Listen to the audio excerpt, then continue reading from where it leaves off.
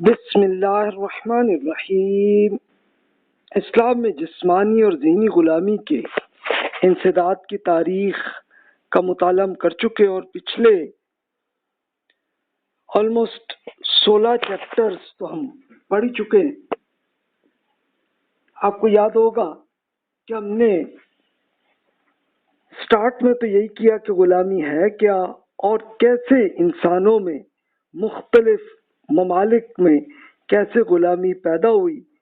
اور اللہ تعالیٰ نے تورات میں کیا احکامات دیے غلامی کو ختم کرنے کے لیے۔ پھر بنی اسرائیل کی ہسٹری کو بھی ہم نے دیکھا، پھر رومن امپائر اور عرب ممالک میں غلامی کیسی تھی، اور پھر رسول اللہ صلی اللہ علیہ وسلم کے زمانے میں اللہ تعالیٰ نے کیا احکامات دیے قرآن مجید میں اور کیسے غلامی کو ختم کیا۔ اور اس میں خاص طور پر لونڈیوں کو آزاد کرنے کے لیے رسول اللہ صلی اللہ علیہ وسلم نے کیا ایکشن کیا، اور پھر اللہ تعالیٰ نے جنگی قیدیوں سے مزید غلام بننے کو روک دیا گیا سلسلہ، اور اس طرح سے یہ ختم ہوا سلسلہ۔ تو یہ آپ پڑھ چکے ہیں، اور پھر پچھلے دونوں لیکچرز جو ابھی ہو چکے کہ جس میں اسلام میں نفسیاتی غلامی کو کیسے رسول اللہ صلی اللہ علیہ وسلم نے ختم کیا۔ تو اب آپ کے ذہن میں وہی سوال پیدا ہوگا کہ بھی اس کے بعد پھر یہ غلامی کیوں رہی اور ختم کیوں نہیں ہوئی اس کے بعد، حالانکہ رسول اللہ صلی اللہ علیہ وسلم نے اور صحابہ کرام رضی اللہ عنہم نے تو ختم کر دی تھی، تو پھر اس کے بعد کیا ہوا ہسٹری میں۔ تو یہ آج ہمارا ٹاپک ہے، لیکن اس کے لیے یہی ایک نظر ہم ضرور دیکھ لیں کہ اللہ تعالیٰ نے قرآن مجید میں کیا احکامات دیے، اس کا ایک نظر پھر ہم دیکھیں، اور پھر دیکھیں کہ ہم نے انحرافات کیا کیے کہ جس سے غلامی دوبارہ پیدا ہو گئی۔ تو ہم وہیں سے سٹارٹ کرتے ہیں۔ اللہ تعالیٰ نے قرآن مجید جب نازل ہوا تو اس وقت رسول اللہ صلی اللہ علیہ وسلم پر اللہ تعالیٰ نے وحی کی، تو وہیں سے ہم سٹارٹ کرتے ہیں۔ سورۃ البلد میں ارشاد ہے، بسم اللہ الرحمن الرحیم، وما ادراک ما العقبہ فک رقبہ او اطعام فی یوم ذی مسغبہ یتیما ذا مقربہ او مسکینا ذا متربہ۔ آپ کیا سمجھ چکے ہیں کہ وہ گھاٹی ہے کیا؟ یہی کہ گردن چھوڑائی جائے، یعنی غلامی کو ختم کریں، یا بھوک کے دن کسی قرابت مند یتیم یا کسی خاک آلود مسکین کو کھانا کھلایا جائے، کہ یہ نیکی ہے جو اللہ تعالیٰ نے بتا دی، اور پھر اس کا رزلٹ بھی اللہ تعالیٰ نے بتایا۔ ثم کان من الذین آمنوا وتواصوا بالصبر وتواصوا بالمرحمہ اولئک اصحاب المیمنہ والذین کفروا بآیاتنا ہم اصحاب المشأمہ علیہم نار مؤصدہ۔ پھر آدمی ان میں سے جو ایمان لائے اور جنہوں نے ایک دوسرے کو اس پر ثابت قدمی کی نصیحت کی اور دوسروں سے ہمدردی کی نصیحت کی، یہی خوش بخت ہیں کہ جو دائیں ہاتھ والے جنت میں ہوں گے، اور جنہوں نے ہماری آیات کا انکار کر دیا وہی بدبخت ہیں کہ وہ آگ میں گرے ہوئے ہوں گے۔ تو یہ پھر رزلٹ بھی اللہ تعالیٰ نے بتایا۔ پھر اللہ تعالیٰ نے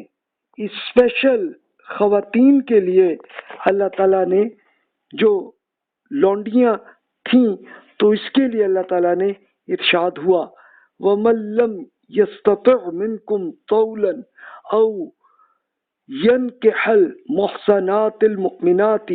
فَمِمَّا مَلَكَتْ أَيْمَانُكُمْ مِنْ فَتَيَاتِكُمُ الْمُؤْمِنَاتِ وَاللَّهُ أَعْلَمُ بِإِيمَانِكُمْ بعضكم من بعض فانكحوهن بإذن أهلهن وآتوهن أجورهن بالمعروف محصنات غير مسافحات ولا متخذات أخدان فَإِذَا أُحْصِنَّ فَإِنْ آتَيْنَ بِفَاحِشَةٍ فَعَلَيْهِنَّ نِصْفُ مَا عَلَى الْمُحْصَنَاتِ مِنَ الْعَذَابِ ذَلِكَ لِمَنْ خَشِيَ الْعَنَتَ مِنْكُمْ وَأَنْ تَصْبِرُوا خَيْرٌ لَكُمْ وَاللَّهُ غَفُورٌ رَحِيمٌ۔ آپ میں سے جو آزاد مسلمان خواتین کے ساتھ نکاح کی طاقت نہ رکھتے ہوں، انہیں چاہیے کہ آپ ان مسلمان لونڈیوں سے نکاح کر لیں جو آپ کے بس میں ہوں۔ یہ حقیقت پیش نظر رکھیں کہ اللہ تعالیٰ آپ کے ایمان سے خوب واقف ہے، آپ سب انسان ایک ہی جنس سے ہیں۔ چنانچہ ان لونڈیوں کے مالکوں کی اجازت سے ان کے ساتھ نکاح کر لیجئے اور صحیح قانون کے مطابق ان کے مہر بھی ان خاتون کو ادا کریں۔ اس شرط کے ساتھ نکاح کریں کہ وہ خاتون پاک دامن رہی ہوں، بدکاری کرنے والی اور چوری چھپے آشنائی کرنے والی نہ ہو۔ پھر جب وہ پاک دامن لونڈی رکھی جائے اور اس کے بعد اگر کسی بدچلنی کی مرتکب ہوں تو ان پر اس سزا کی آدھی سزا ہے جو آزاد خواتین کے لیے مقرر کی گئی ہے۔ نکاح کی یہ اجازت آپ میں سے ان لوگوں کے لیے ہے کہ جنہیں گناہ میں پڑ جانے کا اندیشہ ہو، ورنہ صبر کریں تو یہ ان کے لیے بہتر ہے، اور مطمئن رہیے کہ احتیاط کے باوجود کوئی غلطی ہو جاتی ہے تو اللہ تعالیٰ بخشنے والا، اس کی شفقت ہمیشہ کے لیے۔ تو یہ اصل میں یہ تھا کہ رسول اللہ صلی اللہ علیہ وسلم کے زمانے میں بہت ساری خواتین غلام تھیں اور ان کو ایک باقاعدہ پیشہ کے طور پر استعمال کیا جاتا تھا کہ جس کو سیکس سلیوری ہوتی تھی، اس کو اللہ تعالیٰ نے ختم کرنے کا حکم یہ دیا کہ بھی آپ کم از کم وہ لوگ کہ جو آزاد خواتین سے نکاح کرنے کی فائنینشیل اس پوزیشن میں نہ ہو تو مسلمان لونڈیوں سے آپ شادی کریں اور ان کو بھی مہر ادا کریں تاکہ یہ کنفرم ہو جائے کہ آپ کی شادی کنفرم ہو گئی ہے اور پھر یہ معاملہ ہو۔ اور پھر بھی جو لونڈی رہ جائیں اور پاک دامن رکھی جائیں، یعنی ان پہ وہ کوئی ایسی لونڈیاں ہوں کہ جن پر کوئی پریشر آقاؤں نے نہ کیا ہو کہ جو یہ باقاعدہ ایک بدکاری کا پیشہ نہ کر رہی ہوں، لیکن پھر بھی اگر بدچلنی بھی اگر تب بھی کریں تو تب بھی ان کی آدھی سزا ہے جو آزاد خواتین کے لیے جو سزا اللہ تعالیٰ نے رکھی ہوئی ہے کہ اگر بدکاری کی سزا مردوں کے لیے اور خواتین کے لیے 100 کوڑے کی سزا تھی، لیکن یہ جو لونڈیاں تھیں ان کے لیے 50% ان کے لیے سزا کی اس لیے کہ ان کی تربیت تو یہ کی جاتی تھی کہ انہیں ایک باقاعدہ پیشہ کے طور پر کی جاتی تھی، تو اس کو ختم کیا جائے۔ تو یہ تو بنیادی حکم تھا۔ اور پھر اسی سورۃ النساء میں آپ پڑھ سکتے ہیں کہ اللہ تعالیٰ نے کس طرح سے اللہ تعالیٰ نے یہ حکم بھی دے دیا کہ جناب آپ کے لیے آپ نیک عمل کریں، اور ساتھ یہ بھی حکم دے دیا گیا کہ جناب آپ نفسیاتی غلامی کو ختم کرنے کے لیے رسول اللہ صلی اللہ علیہ وسلم کو حکم دیا گیا کہ جناب آپ اب اہل ایمان اب یہ کریں گے، ان الذین یأمرکم ان تودوا الامانات الی اہلیہا وَإِذَا حَكَمْتُمْ بَيْنَ النَّاسِ أَن تَحْكُمُوا بِالْعَدْلِ إِنَّ اللَّهَ نِعِمَّ مَا يَعِظُكُمْ بِهِ إِنَّ اللَّهَ كَانَ سَمِيعًا بَصِيرًا يَا أَيُّهَا الَّذِينَ آمَنُوا أَطِيعُوا اللَّهَ وَأَطِيعُوا الرَّسُولَ وَأُولِي الْأَمْرِ مِنكُمْ فَإِن تَنَازَعْتُمْ فِي شَيْءٍ فَرُدُّوهُ إِلَى اللَّهِ وَالرَّسُولِ إِن كُنتُمْ تُؤْمِنُونَ بِاللَّهِ وَالْيَوْمِ الْآخِرِ ذَلِكَ خَيْرٌ وَأَحْسَنُ تَأْوِيلًا۔ اہل ایمان، اللہ تعالیٰ نے آپ کو ایک عظیم حکومت عطا کرنے کا فیصلہ کیا ہے، تو اس موقع پر اللہ تعالیٰ آپ کو ہدایت کرتا ہے کہ ذمہ داریاں ان کے حقداروں کو میرٹ کے ساتھ ادا کریں۔ جب لوگوں کو درمیان فیصلہ کریں تو انصاف کے ساتھ کریں، نہایت اچھی بات ہے جسے اللہ تعالیٰ آپ کو نصیحت کرتا ہے، بے شک اللہ تعالیٰ سننے والا اور دیکھنے والا ہے۔ اہل ایمان، یہ اللہ تعالیٰ کی حکومت ہے، اس میں اللہ تعالیٰ اور اس کے رسول کی اطاعت کیجیے اور ان کی بھی، جو آپ میں سے معاملات کے ذمہ دار بنائے جائیں۔ پھر اگر کسی معاملے میں آپ میں اختلاف رہے تو فیصلے کے لیے اسے اللہ تعالیٰ اور اس کے رسول کی طرف لوٹا دیجیے۔ اگر آپ اللہ تعالیٰ پر اور قیامت کے دن پر ایمان رکھتے ہیں، یہ بہتر ہے اور انجام کے لحاظ سے اچھا ہے۔ تو یہ اللہ تعالیٰ نے دیکھیں کہ میرٹ کا حکم یہ حکومت کو دیا اور ساتھ حکم دیا کہ انصاف کے ساتھ رکھیں معاملات کو، اور کبھی کسی کے خلاف آپ نے کچھ نہیں کرنا۔ آپ نے خاص طور پر کہ جو کسی آزاد انسان کو غلام آپ نہیں بنا سکتے، اس کا بھی اللہ تعالیٰ نے حکم دے دیا اور بتایا کہ جناب آپ نے کبھی کسی کو آپ نے نہیں کرنا۔ یعنی اب اس کے لیے آپ یہ دیکھیے اللہ تعالیٰ نے حکم دیا، یا ایھا الذین آمنوا لا تأکلوا اموالکم بینکم بالباطل الا ان تکون تجارۃ عن تراض منکم ولا تقتلوا انفسکم ان اللہ کان بکم رحیما۔ اہل ایمان، ایک دوسرے کا فنڈ آپس میں باطل طریقوں سے نہ کھائیے گا، سوائے اس کے کہ آپ باہمی آزادی رضامندی کا بزنس ہو جس سے کوئی مال حاصل ہو جائے۔ ایک دوسرے کو ہرگز قتل نہ کیجیے گا، اس میں شبہ نہیں کہ اللہ تعالیٰ آپ پر بڑا مہربان ہے۔ لیکن اس کے پھر وارننگ بھی کر دی کہ وَمَن يَفْعَلْ ذَلِكَ عُدْوَانًا وَظُلْمًا فَسَوْفَ نُصْلِيهِ نَارًا وَكَانَ ذَلِكَ عَلَى اللَّهِ يَسِيرًا إِن تَجْتَنِبُوا كَبَائِرَ مَا تُنْهَوْنَ عَنْهُ تُكَفِّرْ عَنْكُمْ سَيِّئَاتِكُمْ وَنُدْخِلْكُمْ مدخلاً کریما۔ یاد رکھیے کہ جو لوگ ظلم اور زیادتی کے ساتھ ایسا کریں گے، انہیں ہم ضرور ایک سخت بھڑکتی ہوئی آگ میں جھونک دیں گے۔ یہ اللہ تعالیٰ کے لیے بہت ہی آسان ہے۔ ان گناہوں سے بچیں، اس لیے کہ آپ کو جن گناہوں یعنی قتل، فراڈ، ڈکیتی سے منع کیا جا رہا ہے،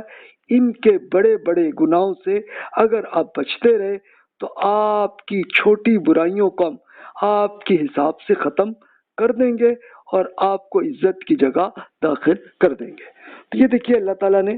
یا وہ جو تھا کہ بچوں کو اغوا کر کے غلام بناتے تھے، اس کو اللہ تعالیٰ نے روک دیا کہ جناب یہ کتنا بڑا گناہ، اس سے بچے۔ اچھا، پھر ایک آخری چیز رہ گئی تھی اور وہ یہ رہ گیا تھا کہ جناب ان میں آپ نے اسپیشلی جنگ کے دوران جو قیدی تھے تو ان کو لوگ غلام بناتے تھے، اس سے اللہ تعالیٰ نے یہ بھی حکم دے دیا، وَإِذَا لَقِيتُمُ الَّذِينَ كَفَرُوا فَضَرْبَ الرِّقَابِ حَتَّى إِذَا أَثْخَنْتُمُوهُمْ فَشُدُّوا الْوَثَاقَ فَإِمَّا مَنًّا بَعْدُ فَإِمَّا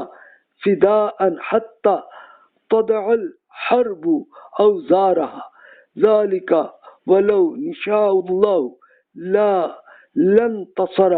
مِنْهُمْ وَلَكِنْ لِيَبْلُوَ بَعْضَكُمْ بِبَعْضٍ وَالَّذِينَ قُتِلُوا فِي سَبِيلِ اللَّهِ فَلَنْ يُضِلَّ أَعْمَالَهُمْ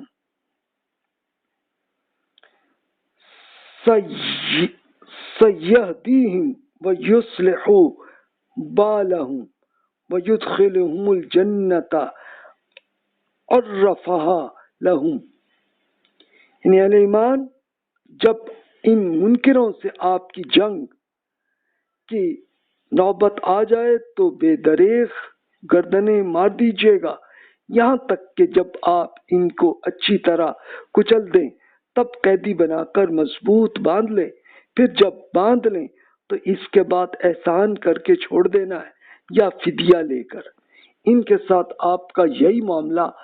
رہنا چاہیے یہاں تک کہ جنگ اپنے ہتھیار ڈال دے۔ یہ کام ہے جو آپ کو کرنے کا ہے۔ اگر اللہ تعالیٰ چاہتا ہے تو ان سے خود ہی انتقام لے لیتا، لیکن اس نے آپ کو حکم دیا اس لیے کہ آپ میں سے ایک کو دوسرے سے آزمائش کر لے، اور مطمئن رہیے اس کے نتیجے میں کہ جو لوگ اللہ تعالیٰ کی راہ میں قتل ہوئے ان کے اعمال اللہ تعالیٰ کی ہرگز ضائع نہیں ہونے دے گا، چنانچہ قریب وہ انہیں ان کی منزل مقصود کا راستہ دکھائے گا، ان کا حال درست کرے گا اور انہیں جنت میں داخل کر دے گا۔ ان کی پہچان اس نے انہیں کر دی ہے۔ تو یہ اب دیکھیے کہ اصل جنگ میں جو قانونی طور پر قیدیوں کو غلام بناتے تھے، تو اس کو اللہ تعالیٰ نے روک دیا کہ نہیں جناب، پہلی جنگ بدر میں ہی اللہ تعالیٰ نے حکم دیا۔ اور پریکٹیکلی آپ پڑھ چکے ہیں کہ رسول اللہ صلی اللہ علیہ وسلم ایک تو یہ کرتے تھے کہ جو غلام تھے ان کو خرید کے آزاد کرتے تھے، اور خود رسول اللہ صلی اللہ علیہ وسلم نے اپنے بزنس میں جو کچھ بھی کمایا تھا ان میں سے غلام خریدتے، آزاد کرتے، اور 60 سے زیادہ انسانوں کو آپ نے پرسنلی آزاد کیا، اور پھر صحابہ کرام رضی اللہ عنہم بھی اسی طرح ہی عمل کرتے چلے گئے۔ تو یہ سلسلہ تھا، اور سائیکولوجیکل سلیوری جو ہوتی تھی تو اس کو رسول اللہ صلی اللہ علیہ وسلم نے روک دیا کہ نہیں بھی، اور پھر آپ یہاں تک کہ صحابہ کرام کو بھی سمجھاتے ہوتے تھے کہ بھائی کسی کو آپ نے آقا نہیں بننا ہے، اور کسی کو آپ نے غلام نہیں بنانا ہے نفسیاتی طور پہ، اور سائیکولوجیکلی بھی وہ سلسلہ ختم ہوا تھا۔ اب آپ کے ذہن میں وہی سوال تھا کہ جناب پھر یہ رہی کیوں، اور پھر یہ سلسلہ رہا کیوں؟ تو آئیے جناب ہم دیکھتے ہیں۔ اچھا، پریکٹیکلی یہ ہوا کہ اس زمانے کی دونوں سپر پاورز رومن امپائر اور پرشین امپائر تھیں جن کے ساتھ یہ معاملہ ہوا، اور یہ سب فتوحات ہو گئی صحابہ کرام کو رضی اللہ عنہم کو۔ تو پھر آپ یہ دیکھیے کہ خود یہ کرغیزستان سے لے کے موراکو تک صحابہ کرام کی حکومت بن گئی ہوئی تھی، اور اس میں آلریڈی پہلے سے ہی کچھ ملینز کے قریب غلام تھے۔ تو اگر تو ایک دن ایک منٹ میں ان کو سب کو آزاد کر دیا جاتا تو پھر ایک مسئلہ تھا کہ ظاہر ہے کہ وہ جو غلام تھے تو اس میں جو تو جوان تھے، چلو وہ تو کچھ مزدوری کرتے، کچھ کام کرتے، فائنینشیل سیٹل ہو جاتے، ٹھیک تھا، لیکن بہت سارے غلام اب یہ بھی تھا کہ وہ پہلے ہی بوڑھے ہو چکے تھے، اب وہ کوئی کام نہیں کر سکتے تھے، تو یہ اب کہاں جاتے؟ تو پھر اسی طرح خواتین جن کی کو لونڈیاں بنا کر ان کی ایک سیکسول سلیوری پہلے سے رومن امپائر میں اور پرشین امپائر میں جاری تھی، اس کو اب کیسے ختم کرتے؟ تو اس کے لیے سٹیپ بائی سٹیپ قرآن مجید کے احکامات کے ساتھ آہستہ آہستہ اس کو ختم کیا، اور ان کو خود حکومت کے فنڈ سے ان کو جو پہلے آزاد ہونا چاہتے تھے ان کو تو آٹومیٹیکلی آزاد کر دیا جاتا، اور یہ سلسلہ جاری رہا۔ لیکن صحابہ کرام رضی اللہ عنہم کی حکومت جا کے ختم ہوئی بنو امیہ کے زمانے میں، کہ آخری صحابی معاویہ رضی اللہ عنہ کی حکومت ختم ہوئی، ان کی بنی تھی 41 ہجری میں، لیکن پھر اس کے بعد پھر یہ ہوا کہ صحابہ کرام رضی اللہ عنہم کی حکومت پھر ختم ہو گئی تھی، یعنی 60 ہجری میں معاویہ رضی اللہ عنہ کی ہوئی، تو اس کے بعد پھر بھی غلام ابھی باقی تھے، اور اس زمانے میں دوبارہ یہ ایک سلسلہ، ایک انحرافات پیدا ہوئی کہ ایک طبقے غلمان کا ہوا۔ وہ کیا ہوا کہ ایک خوبصورت نوخیز غلام لڑکوں کا طبقہ تھا، تو جسے فروغ دینے میں حکمرانوں نے یہ کام کیا۔ اس کے لیے محمد رضا شیرازی صاحب نے ایک ہسٹری میں جو انہوں نے جو لکھا، تو میں ان کے ارشادات آپ کے سامنے کرتا ہوں۔ یہ عراق کے اسکالر ہیں، تو انہوں نے یہ کیا۔ اب ان کے ارشادات کا میں ترجمہ ہی عرض کرتا ہوں کہ جہاں تک انسانی آزادی اور آزادی اظہار رائے کا تعلق ہے، تو اموی یعنی بنو امیہ نے اس کو اس لگانے کا بھرپور کوشش انہوں نے یہ کی کہ انہوں نے زبانوں کو بند کرنے کے لیے شدید اقدامات کیے. یعنی یہ معاملہ ان لوگوں کے لیے سخت ہوا کہ جو حق بات کہنے اور آزادی کے قائل تھے، تو بنو امیہ کے بادشاہوں نے ان کے آزادی رائے کی خواہش کی پاداش میں انہیں سخت سزائیں دیں. جس شخص کو وہ کھلے عام نہیں روک سکتے تھے تو انہیں خفیہ طور پر قتل بھی کیا. ایک یہ بھی ہوا سلسلہ. اچھا، پھر اس کے ساتھ انہوں نے یہ بھی کیا سلسلہ کہ ایک لونڈیوں اور غلمانوں کی کثرت، بادشاہوں میں دکھاوے اور فضول خرچی کا فروغ، اور پھر اس کے بعد میوزک اور شراب کی کثرت بھی پیدا ہوئی، اور شاعر لوگ عاشقانہ غزلیں وہ کرنے لگے، اور شہروں میں مخنث کثرت سے پھیل گئے. مخنث کون تھے؟ کہ یہ جنہیں آپ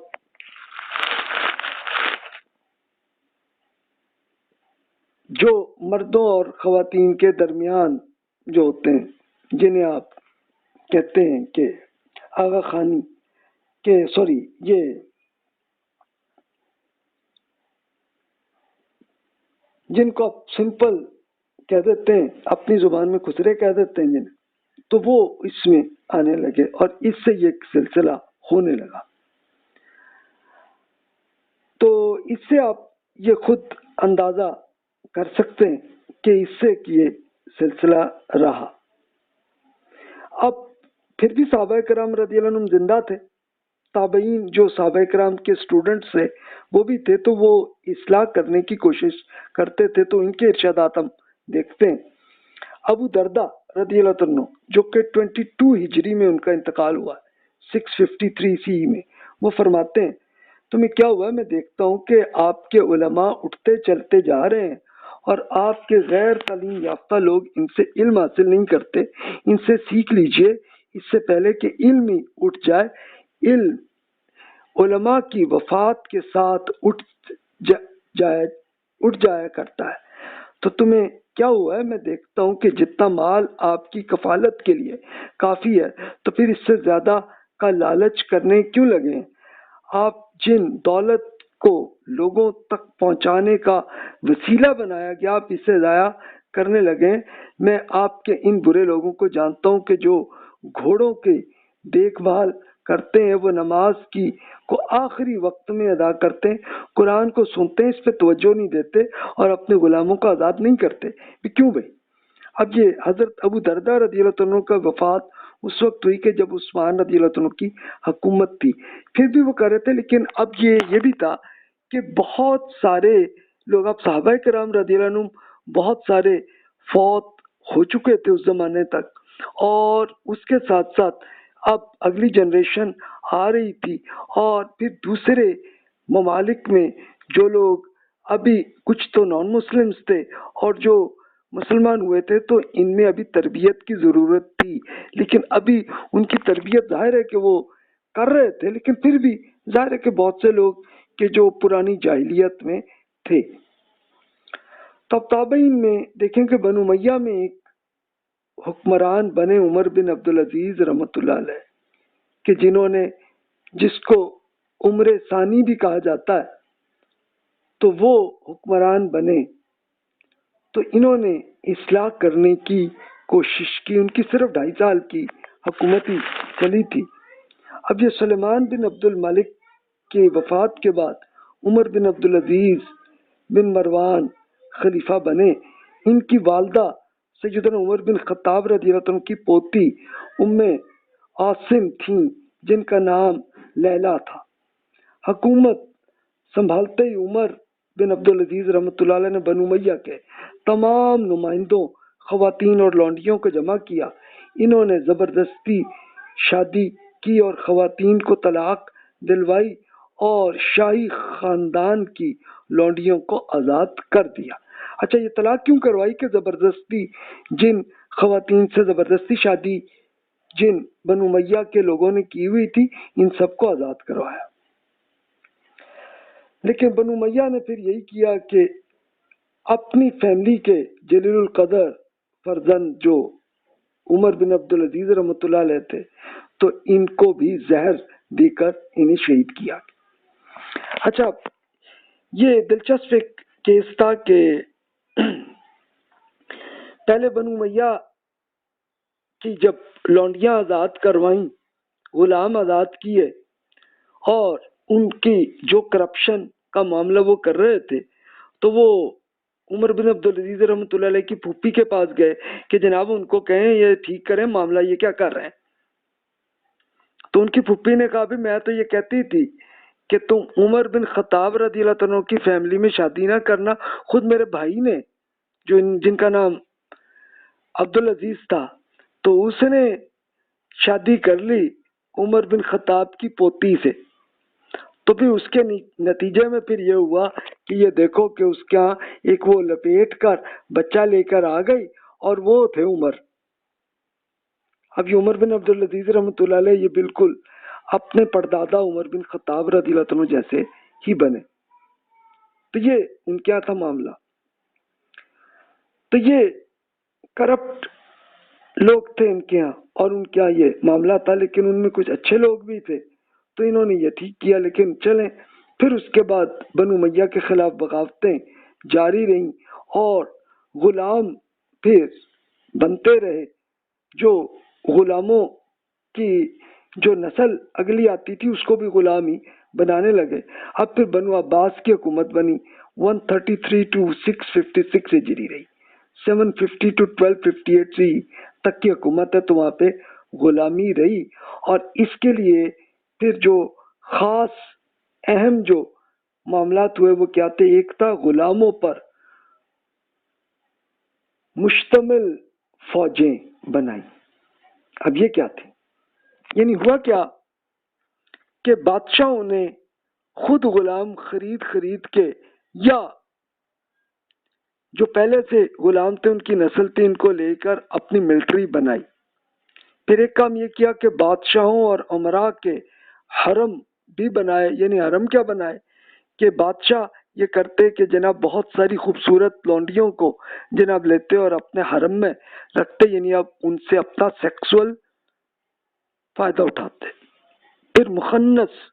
غلاموں پر پولیس بھی بنائی۔ اچھا، اب خواجہ سرا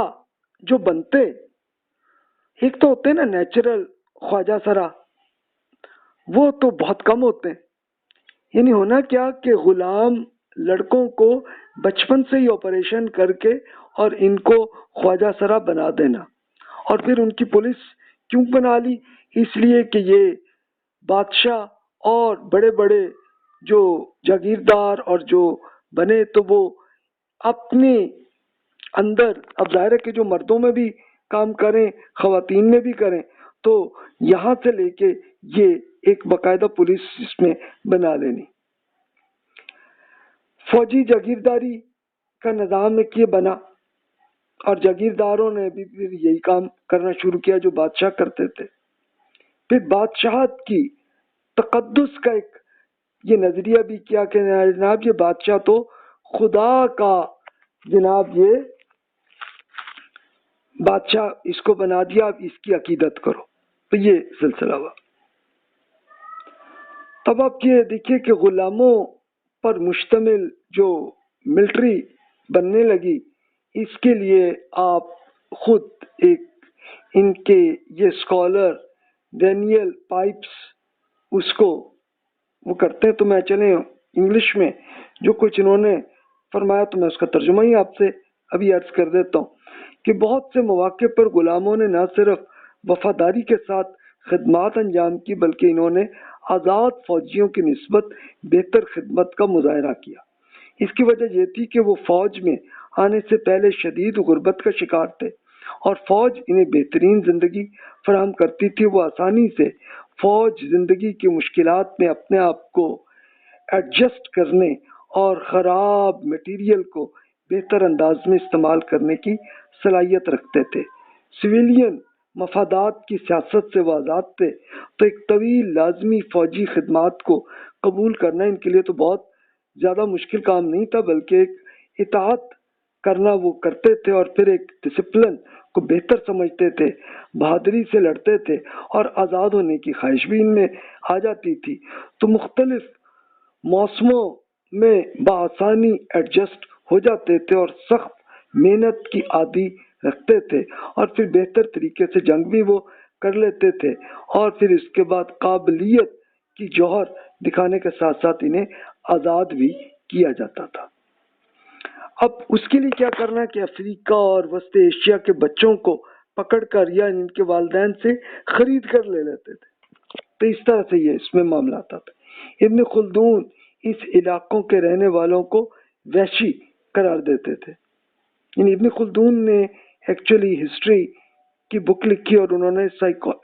ایک سوشل سائنسز کے ایسے ماہر بنے کہ وہ ان کو سوشیولوجی کے پہلے ریسرچر کہا جاتا ہے، تو انہوں نے پوری سچویشن کو یہ دکھایا اور اس کے معاملات ایسے بنتے چلے گئے۔ اچھا، اس کے ساتھ ساتھ اسپین میں عبد الرحمن الداخل کے پوتے حکم بن حشام 206 ہجری میں ان کا انتقال ہوا، انہوں نے غلاموں کی باقاعدہ ملٹری بنائی، لیکن چلیں اس سے یہ فائدہ ہوتا تھا غلاموں کو کہ جب ان کو ایک وہ بادشاہ کے بن جاتے تو اب وہ ایک طرح کی سمجھ لیں آزاد سٹیٹس ان کا رہ جاتا تھا، اور اس سے پھر یہ ہونا کہ ان کے ایک باقاعدہ ٹریننگ اور تربیت ان کی جاری ہوتی، تو پھر ان کا سٹیٹس زیادہ اچھا ہوتا اور پھر آہستہ آہستہ وہ آزاد بھی ہو جاتے تھے۔ تو اس سے آپ یہ کریں، لیکن کم از کم جو یہ ظلم ہوتا تھا کہ وہ بچے کو لیا، وہ کیا کیا کہ اس کے والدین سے جناب خرید لیا، اور خرید کے پھر ان کو کیا کرنا کہ جناب ان کو ایک باقاعدہ آپریشن کر کے اور ان کو ایک خواجہ سرا بنا دینا، یہ ایک ظلم وہ کرتے تھے۔ تو جناب یہ ایک سب سے بڑا ظلم ان پہ ہوتا تھا، لیکن چلیں اب وہ خواجہ سرا بھی ہوئے، لیکن آہستہ آہستہ وہ آزاد ہوتے، اور آہستہ آہستہ تو پھر جب وہ بادشاہوں کی اپنی طاقت کمزور ہوتی تو پھر ایٹ دا اینڈ ایسے کیس بھی ہوئے ہیں کہ خود بادشاہ کو قتل بھی ان کے خواجہ سرا نے کیا، جو ان کا ایک گارڈ کے طور پر تھے، یہ معاملہ تھا۔ اچھا، دوسری انحرافات کیا ہوئی کہ بادشاہ اور عمراء کے حرم بننے لگے، کہ وہ جناب لڑکی پسند آ گئی تو جناب اسے حرم میں لے آنا اور اس کو ایک لونڈی کے سٹیٹس کے طور پر ہی رکھنا، اور اس سے بس بادشاہ یا شہزادے وہ ان سے ازدواجی تعلق کرنا۔ اچھا، پھر اس کے ساتھ ساتھ جو بھی بادشاہوں کے وزیر بنتے یا ملٹری جنرل بن گئے یا کوئی دربار کے جو بھی اہم اور بڑے جو تاجر تھے انہوں نے بھی اپنے حرم بنانے لگے۔ اچھا، جو پہلے ہی غلام تھیں ان کو خریدنا، یا پھر ایسے بھی پھر کیس ہوئے کہ بہت ساری کم سن بچیوں کو اغوا کر کے لونڈیاں کرنے لگے۔ اچھا، آپ کہیں بھی اس کے لیے پھر کیا کوئی پولیس یا ملٹری کچھ نہیں کرتی تھی؟ ایکچولی یہ تھا کہ اس زمانے میں اسپیشلی سفر کے دوران کوئی ملٹری اور پولیس نہیں ہوتی تھی۔ ملٹری اور پولیس ہوتی تھی تو وہ شہروں کے اندر ہی ہوتی تھی، لیکن اب سفر اگر کر رہے ہیں تو سفر کے اندر چلے ٹھیک ہے، کچھ ایک قافلہ جا رہا ہے اس کے اندر کچھ گارڈ ہوتے تھے، لیکن ہوتا تھا کہ ایک ڈکیتی کے طور پہ بڑے بڑے ڈاکو اس پہ ایکشن کرتے۔ اب ظاہر ہے کہ اس میں اس گارڈ جو ہے وہ کتنے لوگ ہوتے ہوں گے، 40-50 بندے ہوتے ہوں گے، لیکن جو ڈاکو جو ہیں وہ زیادہ آتے تھے۔ اچھا، ڈاکو ہوتے کہاں تھے؟ وہ جنگلوں میں چھپے رہتے تھے، اور پھر اس کے بعد جو بھی خوبصورت بچیاں ہوتی ان کو پکڑ کے جناب لینا اور پھر لے جا کے پھر کہیں کسی امیر قسم کے کسی تاجر یا ملٹری کے جنرل کو یا شہزادے کو لے جا کے ایک تحفے کے طور پر دے دینا، یا خرید کر مطلب اس سے بڑا فنڈ اس طرح سے لے لینا۔ تو یہ ایک سلسلہ تھا، اور یہ صرف کوئی مسلم ممالک ہی نہیں بلکہ نان مسلم ممالک میں بھی یہی ایک سلسلہ ایسا ہی تھا. تو اس طرح سے پھر جناب حرم جو ہے ایسے اس میں کرنا، اور وہ پھر جناب ایک ان کی پھر لونڈیوں کی باقاعدہ تربیت کر کے حرم میں، اور پھر ان میں یہ سلسلہ جاری رہتا. تو اس میں مختلف بکس میں مختلف ٹائمز کی میں نے پھر جب یہ ریسرچ کی دیکھا تو یہی ان کی صورتحال ایسی جاری رہی.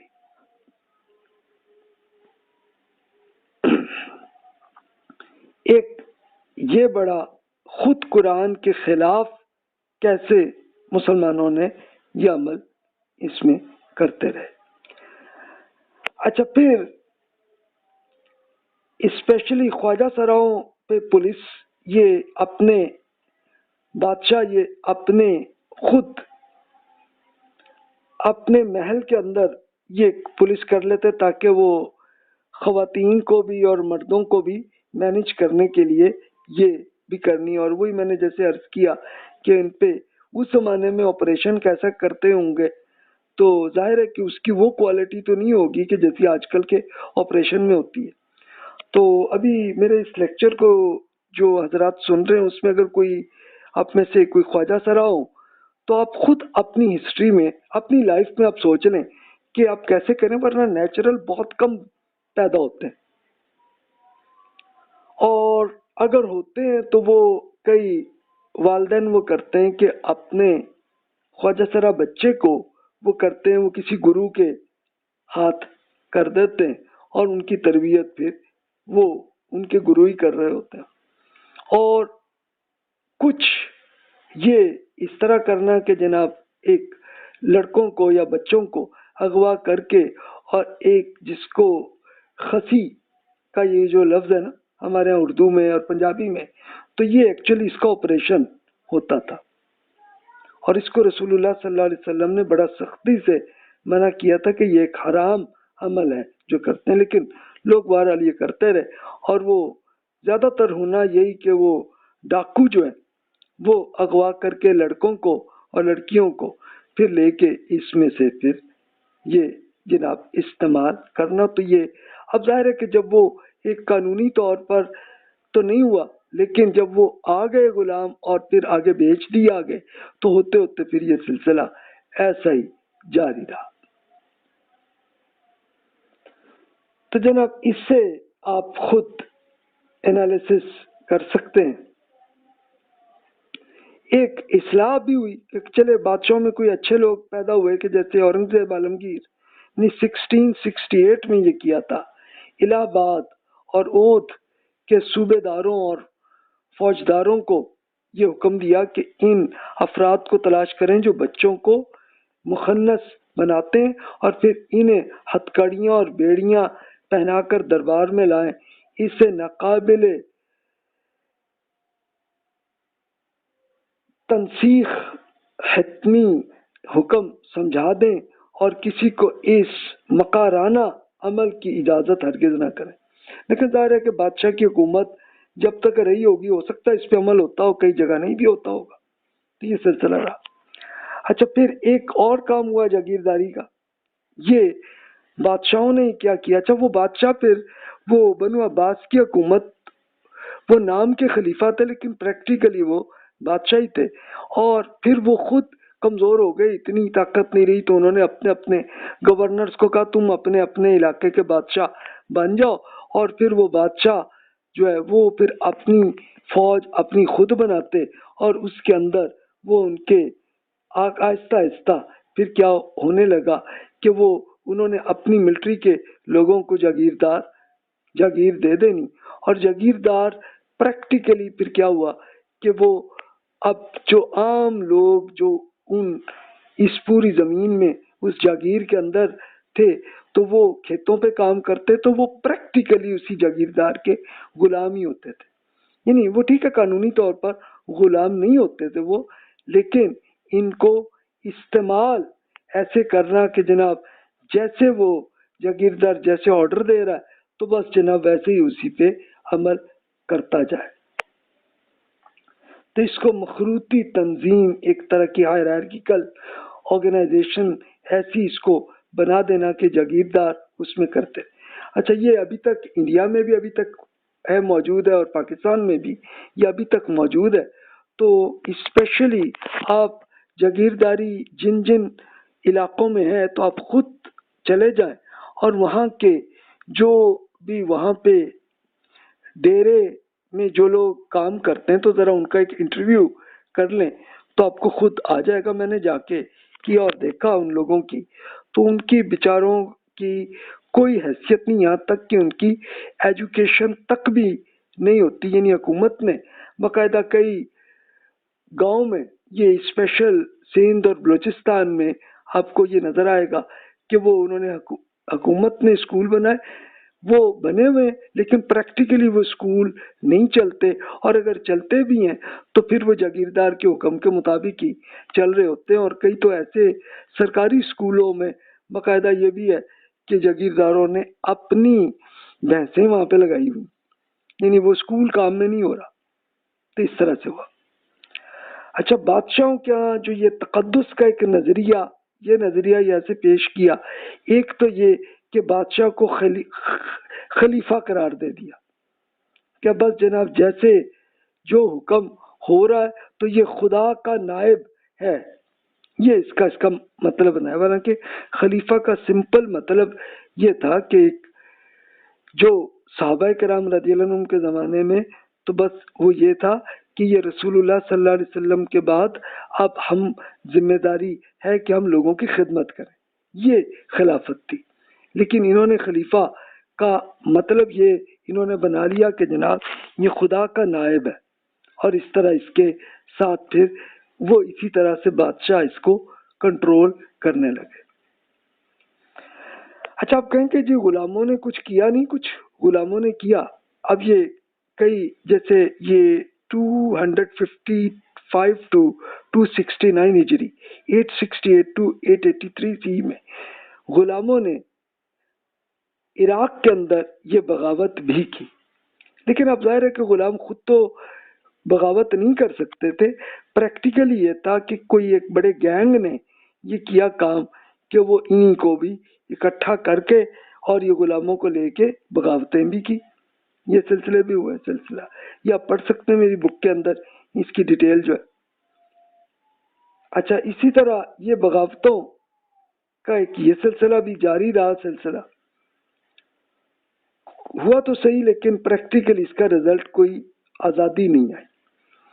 پھر اب سلطنت عثمانیہ بھی جب بنی، جب یہ مسلمان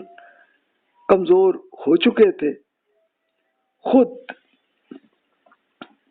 مغل بادشاہوں نے آ کے تباہی و بربادی، چنگیز خان، ہلاکو خان انہوں نے کی، لیکن چلو پھر اس کے بعد سلطنت عثمانیہ ترکی میں جو بنی 1299 to 1923 سی تک ان کی حکومت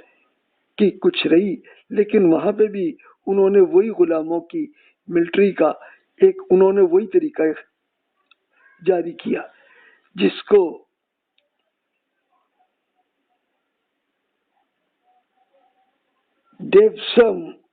دیوسم اس کو کہا جاتا ہے، اور اس کے لیے زیادہ ایک اچھا لفظ اس کو ترکی زبان میں جینیسری کہا جاتا ہے۔ یعنی اس کے لیے کیا کرنا کہ اسپیشلی کرسچن جو بہت غریب ہوتے جو بھی یورپ کے اندر، تو وہاں سے بچوں کو لے کے ایک پیسے دے کے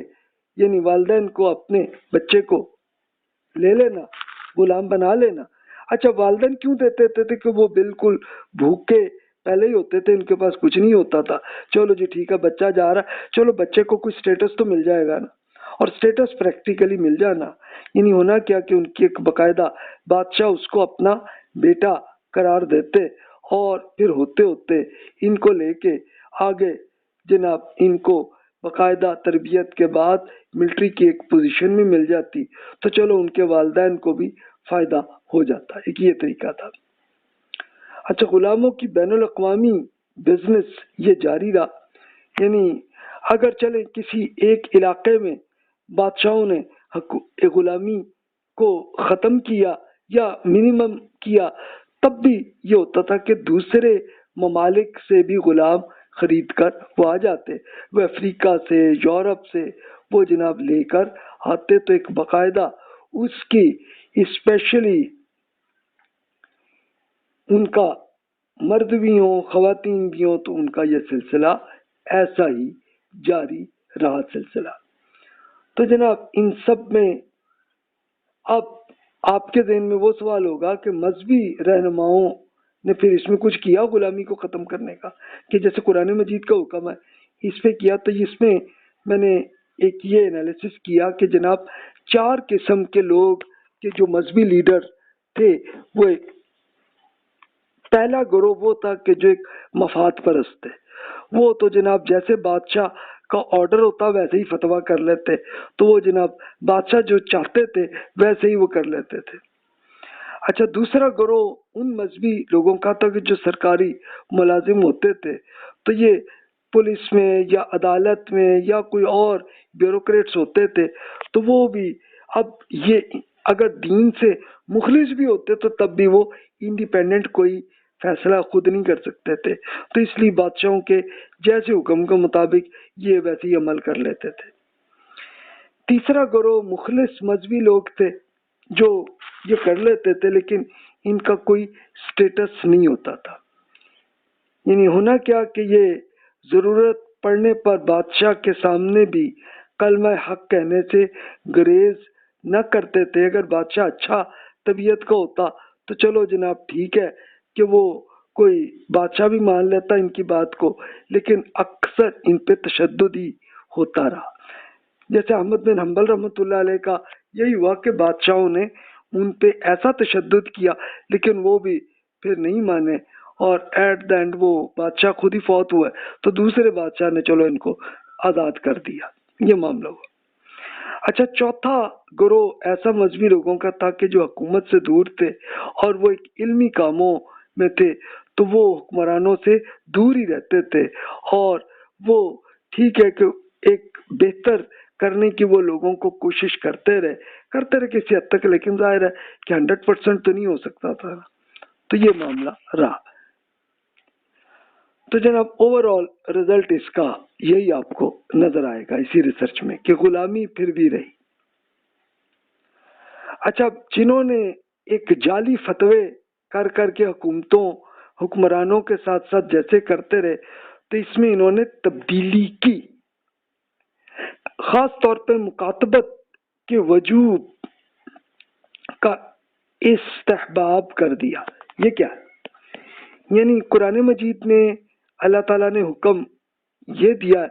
کہ ہر غلام جو آزادی چاہتا ہے تو وہ معاہدہ کرے،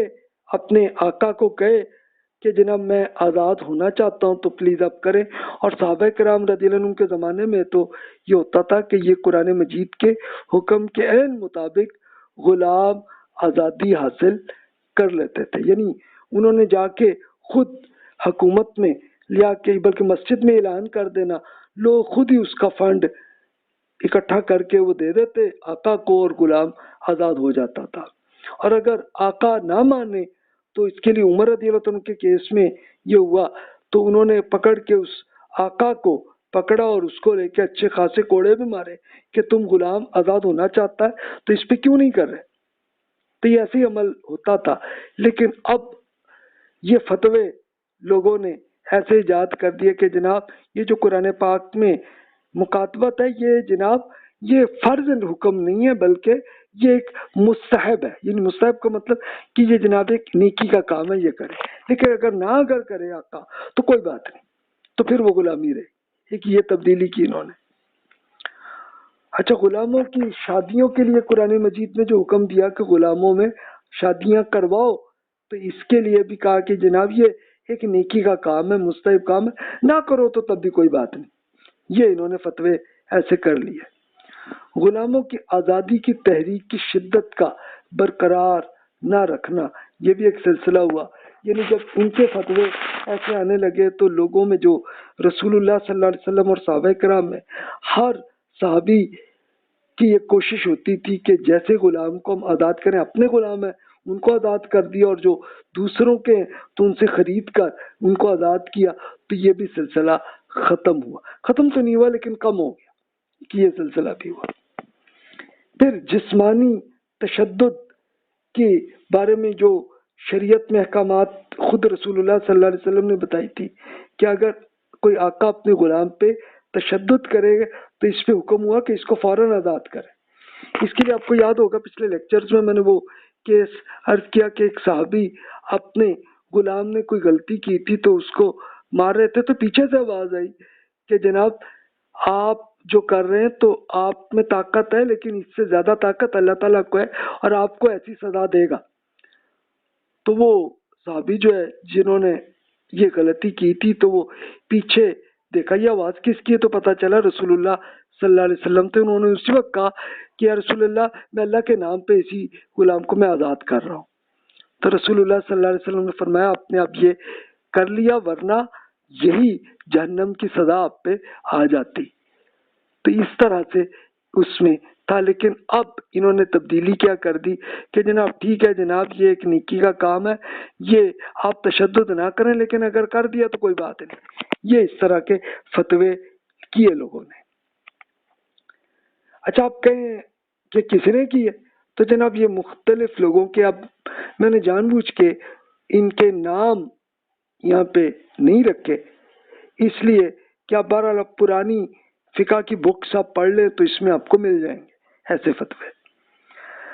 غلام کے مال کی حرمت پہ یہ تبدیلی کر دی کہ غلام پہلے خود وہ بزنس بھی کرتے تھے، اپنا کماتے بھی تھے، لیکن اب یہ اس کا کر دیا کہ جناب ٹھیک ہے جناب غلام کا جو بھی پیسہ ہے جتنی رقم ہے وہ ساری آقا کی ہے، تو وہ کر دیے جاگیرداری کے طریقے میں انہوں نے ایسا کر دیا.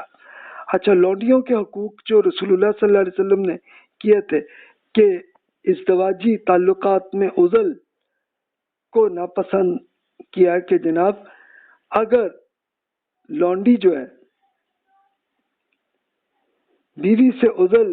صرف اس کی اجازت سے ہی جائز ہے، جبکہ لونڈی کے عزل بغیر اجازت کے جائز ہے. یہ کر دی. عزل کیا ہے؟ عزل کا مطلب یہ ہے کہ وہ لوگ یہ حرکت کرتے تھے. عزل کا مطلب یہ ہے کہ وہ جناب سیکس ایسے طریقے سے جناب کرنا کہ بچہ پیدا نہ ہو. اس کو رسول اللہ صلی اللہ علیہ وسلم نے منع فرما دیا تھا کہ بھی یہ ایک حرام عمل ہے، لیکن اب مولویوں نے کیا کیا کہ اس کے لیے کہا جناب یہ درست ہے، ٹھیک ہے. ورنہ ہوتا کیا تھا کہ اگر لونڈی کے یہاں بچہ پیدا ہوئے، اس کے آقا کے ساتھ ازدواجی تعلق ہوا، اس سے بچہ پیدا ہوا، تو آٹومیٹیکلی وہ خاتون آزاد ہو جاتی تھی، وہ بھی اور بچے بھی. لیکن جناب یہ انہوں نے اس کو آگے کر دیا اس سلسلے کو. اچھا غلام کے بجائے آقا کی طرف جھکاؤ، یہ زیادہ فتوے ایسے کیے گئے. اچھا غلاموں سے ہم جنس پرستی کا معاملے کو بھی اس میں کوئی فتویٰ اس میں نہیں کیا. یعنی 4 صدی کے بعد فقہاء نے غلام لڑکوں کے ساتھ ہم جنس پرستی تعلق رکھنے کو ناقابل تعزیر جرم قرار دیا تھا. انہوں نے اس زمانے میں پرانے زمانے میں بتایا کہ نہیں جناب لڑکے کے ساتھ اگر کوئی آقا اس سے ازدواجی تعلق کرے گا تو جناب اس پہ سزا ہوگی. لیکن پہلے اب یہ انہوں نے تبدیلی کر دی ناقابل تعزیر جرم، یعنی ایسا جرم ہے کہ جس پہ حکومت کوئی سزا نہ لے. اس قسم کے فتوے یہ جاری کیے گئے.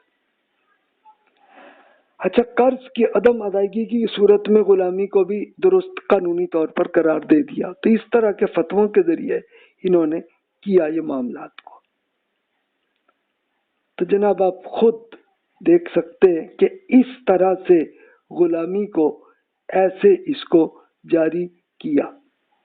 حالانکہ صحابہ کرام نے اس کو ختم کیا تھا، لیکن پھر یہ دوبارہ اس طرح سے جاری رہا سلسلہ. ایک فتویٰ میں آپ سے عرض کروں کہ ایسے جو قرآن کے خلاف انہوں نے کیے تو یہ حرکتیں جو کی تو یہ جاحظ جو ایک بڑے افریقی غلاموں کے اولاد تھے وہ ان کی اپنی بک میں یہ تفصیل سے سچویشن بیان کرتے ہیں. یہ ایسی تھی کہ وہی اللہ ہے جس نے اپنے بندوں میں سے جسے چاہا عرب بنا دیا، جسے چاہا اجمی بنایا، جسے چاہا قریشی بنایا اور جسے چاہا زنگی یعنی افریقی بنایا۔ یہ اسی طرح ہے جیسا کہ اس نے جسے چاہا مرد بنایا، اسے خاتون بنایا، اور اسی طرح مخنث بھی بنایا یعنی خواجہ سرا بنایا۔ اگر غلام خراسانی ہو اور ملک عربی ہو تب بھی در حقیقت خراسانی، بنوی، غلام اور عرب ایک ہی چیز کے، یعنی یہ رسول اللہ صلی اللہ علیہ وسلم کے ارشادات کو وہ ایکسپلین کرتے ہیں جائز صاحب بتاتے ہیں کہ جناب رسول اللہ صلی اللہ علیہ وسلم نے بتایا کہ میں سرخ اور سیاہ ہر ایک کے ساتھ مبعوث کیا گیا ہوں اور ہر ایک میں کوئی فرق نہیں ہے، یعنی وہ ایک انسان کی اولاد ہے اور کوئی فرق نہیں۔ تو لیکن پھر بھی اس کے انحرافات کو کیا لوگوں نے، اور اس میں پھر اب نیک لوگ پھر بھی سمجھاتے رہے لوگوں کو بھائی اس پہ کرو اور یہ غلامی کو ختم کرو، لیکن لوگوں نے نہیں کیا۔ اور اچھا کچھ نہیں کیا بھی، نیک لوگوں نے کیا بھی لیکن وہ کیا کسی حد تک، اور پھر یہ سلسلہ بہرحال اس میں ایسا جاری رہا۔ تو یہ اب میں نے کچھ بہت سے اسکالرس کے کہ جنہوں نے نیکیاں کرنے اور اس کے لیے بتاتے رہے کہ قرآن اور حدیث میں یہ حکم یہ ہے بھی اس سے آپ یہ نہ کریں، اس میں ایسی حرکت ہے، لیکن لوگ نہیں عمل کرتے رہے۔ تو پھر بھی یہ غلامی جو ہے پھر بھی اس لیے جاری رہی۔ اب یہ کیوں آیا کہ بادشاہت نے یہی کیا، پھر جاگیرداروں نے یہی حرکت کی، اور پھر یہ سلسلہ اس کا اس طرح سے یہ سلسلہ جاری، اس طرح سے سلسلہ ایسا رہا۔ تو ابن بطوطہ نے جب اپنا یہ 1377 میں ان کی انتقال ہوا، تو اس سے پہلے انہوں نے اب یہ مسلم ممالک بلکہ ایون چائنا تک وہ گئے تھے، تو یہ 1730 سے لے کے 1370 تک اتنے مختلف ملکوں میں گئے۔ تو وہ اس میں پورا وہ بیان کرتے ہیں کہ جناب یہ دیکھو کیسی کس قسم کی حرکتیں ایسی ہوتی رہی ہیں کہ یہ لوگ خوبصورت یونانی لونڈیاں خریدتے ہیں اور پھر انہیں کعبہ گری میں استعمال کرتے ہیں۔ ہر لونڈی نے ایک متعین رقم اپنے آقا کو دینا ہوتی ہے، یعنی یہ اس طرح کا ایک پورا سیکسول سلیوری کو جاری رکھا۔ اب یہ ابن بطوطہ اب اس زمانے کی بھی سچویشن وہ بتا رہے ہیں، اس طرح کچھ اور تب بھی یہی صورتحال بہرحال جاری رہی۔ اچھا مسلم ممالک میں نیم غلامی بھی رہی جو جاگیرداری کی وجہ سے ہوئی، اور اس کے لیے پھر یہ بھی ہوا کہ جناب وہ اب اسٹوڈنٹس کو پڑھنے بھی نہیں دے رہے تاکہ وہ ایک ان کے کھیتوں پہ کام کرتا رہے، یہ آج تک بھی جاری ہے یہ سلسلہ۔ تو غیر جس کو آپ کہیں کہ قانونی طور پر تو غلام نہیں ہے لیکن پریکٹیکلی وہ غلام ہے، تو نیم غلامی کا یہ سلسلہ یہ ایسا ہی جاری رہا۔ تو اس لیے جناب یہ سلسلہ 1960 تک ایسا رہا۔ اور سائیکولوجیکل سلیوری تو آپ پڑھ چکے ہیں، جو پچھلے لیکچر میں یہ جو چیپٹر 15 میں نے عرض کیا کہ ذہنی طور پر لوگوں کو اس طرح غلام بنانے کی یہ کوشش یہ کرتے رہے۔ تو یہ سلسلہ بہرحال یہ جاری رہا اور یہ ابھی تک جاری ہے۔ تو اب آپ کے ذہن میں یہ ہوگا کہ یہ جناب مسلمانوں کے آئیں تھا یا کوئی قرون وسطیٰ کے مغربی ممالک میں بھی غلامی تھی کہ نہیں تھی؟ تو اس کو اگلے لیکچر میں ہم کور کر لیتے ہیں کہ دیکھتے ہیں کہ یورپ اور امریکہ میں غلامی وہاں پہ بھی تھی یا نہیں تھی، اور تھی تو کیسی تھی، اس میں اور اس میں کیا فرق تھا۔ تو اس کو انشاءاللہ اگلے لیکچر میں ہم کور کرتے ہیں۔ تو جو بھی کوشچنز ہیں بلا تکلف آپ ای میل کر لیجئے۔ جزاک اللہ خیر واحسن الجزا۔